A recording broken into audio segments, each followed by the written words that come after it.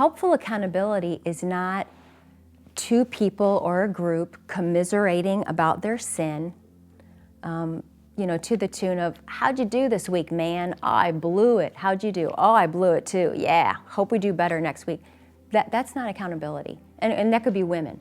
Accountability is also not merely having, for example, a list of 10 questions that asks you, say about pornography, did you do this? Did you do this? And then the final question is what? Have you just lied to me?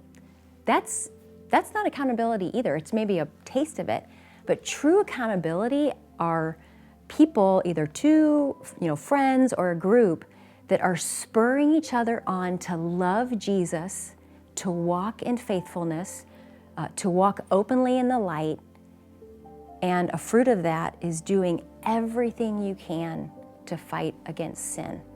That's what I believe is true accountability, that it's really just an aspect of discipleship, helping each other grow in Christ and overcoming sin patterns as well.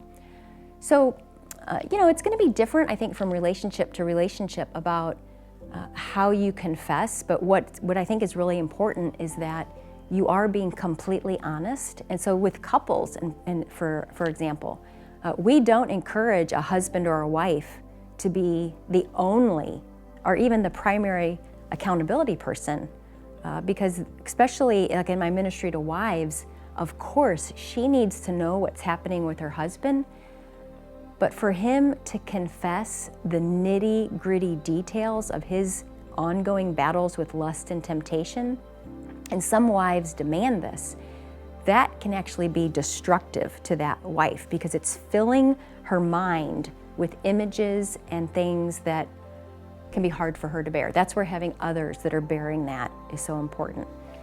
So I think, I've already kind of laid out what I think is the heart of accountability. The mechanics or the nuts and bolts of it are, you want to be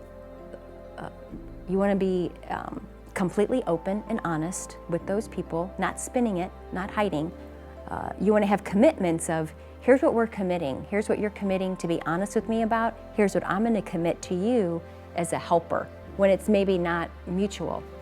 And this is where the struggler, woman or man, you've got to be really humble and honest, because maybe you've done what I've done in the past with other sin struggles, is I ask someone to hold me accountable and they fall off. And I think, well, she's not asking me, she's not following up. So no, for accountability to work, the weight in some ways is really on the person that needs it. So you've got to commit. I'm gonna keep being open and honest. I'm gonna keep myself in the light here.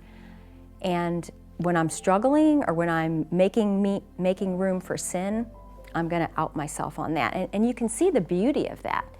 When brothers in Christ, when sisters in Christ, and I do recommend gender-specific accountability,